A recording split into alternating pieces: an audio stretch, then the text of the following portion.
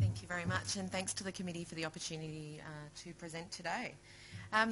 It's great because John and I didn't see each other's presentations, and they're very different, which is great. That gives you, I'm not going to be here to solve all your problems today, but hopefully give you some tools and tips and things that we as a leadership team at Royal Melbourne ICU think are the major, and I've got 4 major areas, and some of the things we're doing in those areas.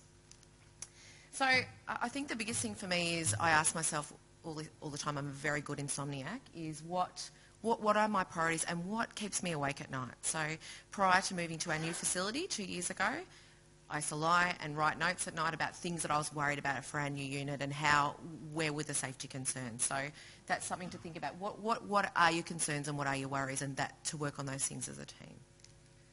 So the 4 areas that we workshopped as a leadership team today is patient supervision, line of sight, alarms and breaks. I'm not telling you anything you don't know.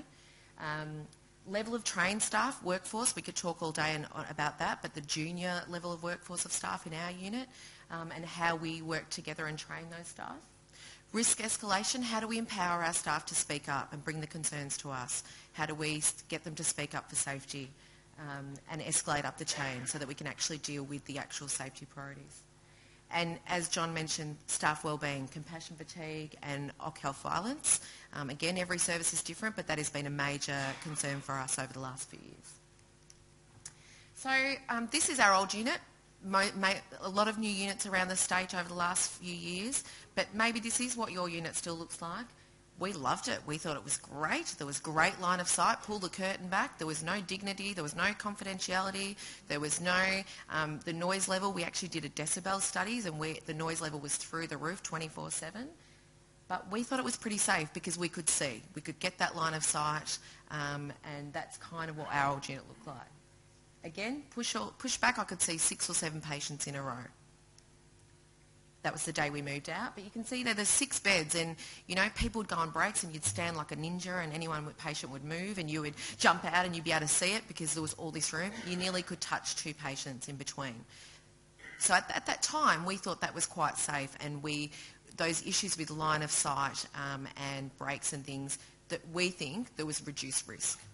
So what have we done? We've gone and built these new super ICUs, and we've taken, rightly so, into consideration the person-centred care. Our new 42-bed unit was, we had a consumer who worked with us over the last 6 years, and she was a patient for us for 1 year. So we really honed in on what were the priorities for her, and did she feel safe. But also thinking about day-night routine and dignity, confidentiality and all those kind of things. So it's great. We've built this brand new unit. There's lots of walls, there's lots of glass, but it has posed significant safety concerns for us, and we've had to mitigate some of those. So these are all single bays, as you can see, doors in between and doors on the side. This is a door in between 2 beds, so there is a way to get in and out, but again, you haven't got that old school line of sight with the curtains that you can push back. And in the isolation rooms, there's nowhere to go in between. You have to go out and around. And again, that poses that safety concern for us. So what are the issues? Basically, there is poor line of sight in some of the areas, and I've seen other ICUs, they have similar issues. Audible monitoring is a major issue. Can you hear the alarms? Can the person next door hear the alarms? How do we make sure those things are mitigated? And right down to IV systems. How do we know that the NORAD's beeping when that person's on a break? How can we deal with the adrenaline beeping, etc.? Alarm fatigue, lots of literature out there. I'm not telling you anything you don't know, but you know, how do we make sure staff are listening and responding appropriately? And overall, patient overload, the acuity's increased, patients are sicker, staff breaks, that old chestnut, you know, it's every single day is an issue. And the question I ask you is something that I'm really interested in, is do we really nurse one-to-one? We talk about our ratios here in ICU and we one-to-one, but probably if you actually write it down, 70% of that time, that ICU, that really sick patient, is probably 70% of the time is probably cared with one nurse, but then you go to the gas, you do your gas, then you go to the drug room, then you go on your break, then you go to in-service. There is times when that patient isn't one-to-one. And is that something I asked you to think about, should we do something about? So what have we done? So before we moved into our new ICU, we thought we are really worried. We're worried that people are going to go on breaks, they're going to shut their doors, they're not going to hear the alarms next door, they're not going to see how will we know that the patients are safe. And we collected data, like John's pointed out, data is absolutely vital, looking at self-extubations. And we did, as many places do, have a lot of near misses. So we implemented AAA before you walk away. And this is something we audit every week. I do around twice a week sometimes and look at if it's actually working, and we've been doing this for 2 years. And majority of the time it is, but there's those one-on-one times where we chat to staff about how we can make sure this is happening. So AAA before you walk away is making sure that you have this conversation with your buddy next door. What are my alerts for this patient? What are my aims? Where is my access? And again, as ICU nurses, you would think that these things happen all the time, but we wanted every time that person walked away, they have this conversation. ASCOM is our phone system, so making sure they're handing over the phone so the loved one's not waiting outside. And our biggest thing was to split the hemodynamic monitoring.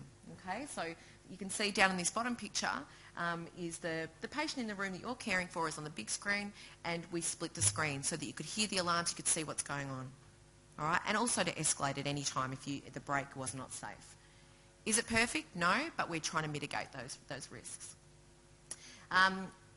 The alarms in our unit are very high. I call it alarm gate. There's emails every week about it. That is what it is. But I can hear a red alarm in my office between 2 pods, and you know what? We'd rather have it that way than not. And that is, again, to kind of mitigate those risks. In our old monitoring system, the person at the bedside could change those alarms, and you can't do that in this system, which is great. Breaks, I don't have the answers. It's an ongoing battle. Every day, staff don't get breaks. They're late for breaks. They quickly take a break. We know it's an issue. And again, it comes back to, we'll talk about compassion fatigue in a minute and burnout, but safety for patients on those breaks. Don't have all the answers today. So the next area of safety and concern for us was workforce is always an issue, is the level of trained staff and our junior workforce. I don't know about you, but I've been at Royal Melbourne for 20 years and been the NUM for 10, and our workforce is more junior now than it's ever been. And that poses its own safety risk. How do we train them? How do we make sure they've got the right experience to deal with the acuity and the busyness of an ICU?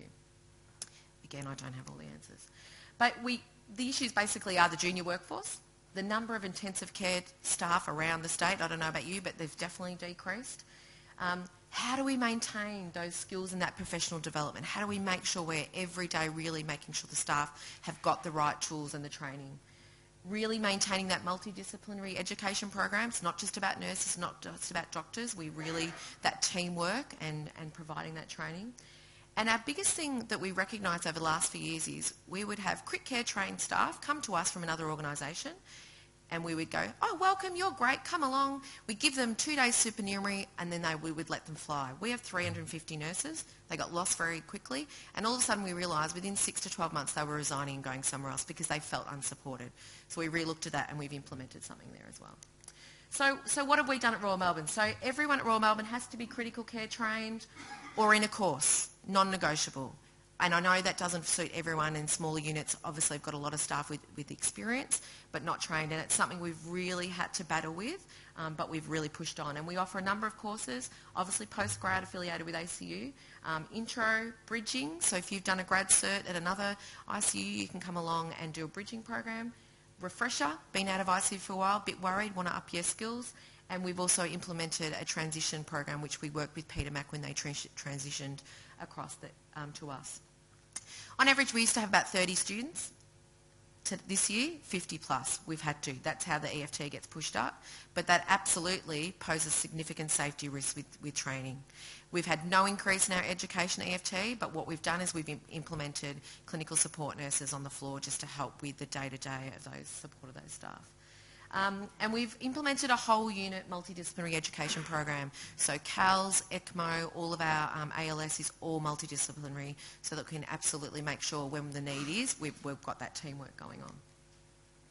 So as I said, we'd have these crit care staff come along, they'd work with us for a few days, and what we realised very quickly is they weren't getting the support they needed. They were getting lost in the system, often coming without experience in trauma, cardiothoracics, neurosurge, no matter depending on where they've come from, and we were losing staff. We were absolutely losing. So about 18 months ago, we implemented the SMART program, which is a mentoring program. We all have mentoring program. Why we tried this on and off for the years. Why is this different? Basically what we would do is at the interview, match the interviewee that we knew was be successful with a mentor. We ran our own internal mentor program, and we would match them with the mentor, really going about that personality and how they would work together.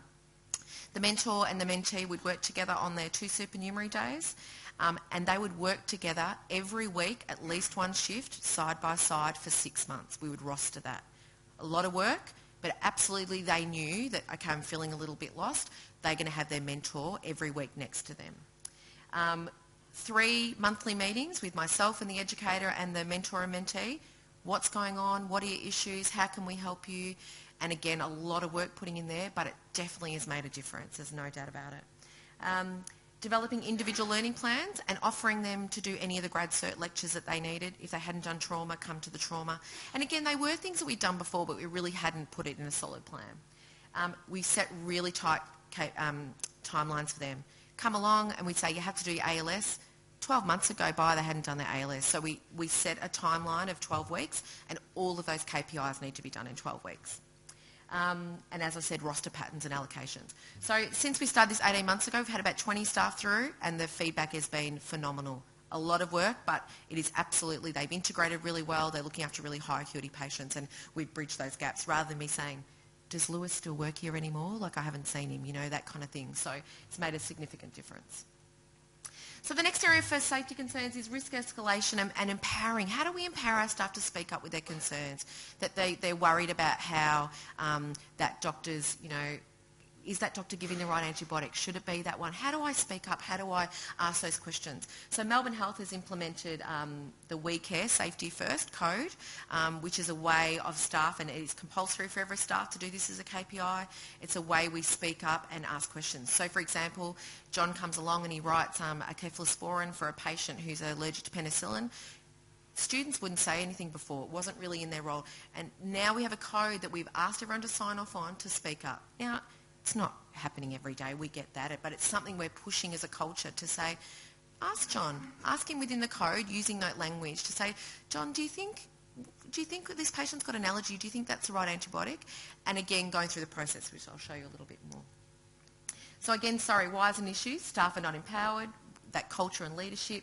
And again, junior workforce. I mean, when I was a student, there's no way I would have asked John, was that the right antibiotic? I would have just done what I was told and got on with it. So now we really want everyone to be in that safety culture and speaking up.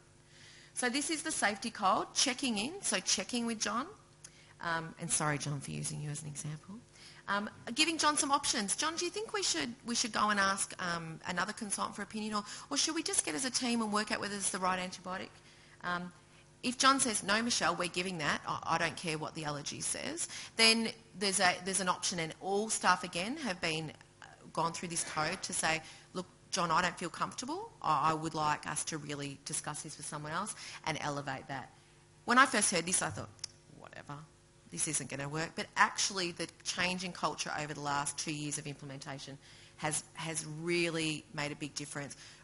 The other example I give is of a small junior nurse asking a surgeon to wash their hands before they touch a patient or put a gown on. They're the little things really empowering the staff and saying, oh, I'd like to use a safety code. Would you mind washing your hands? I'm speaking up for safety.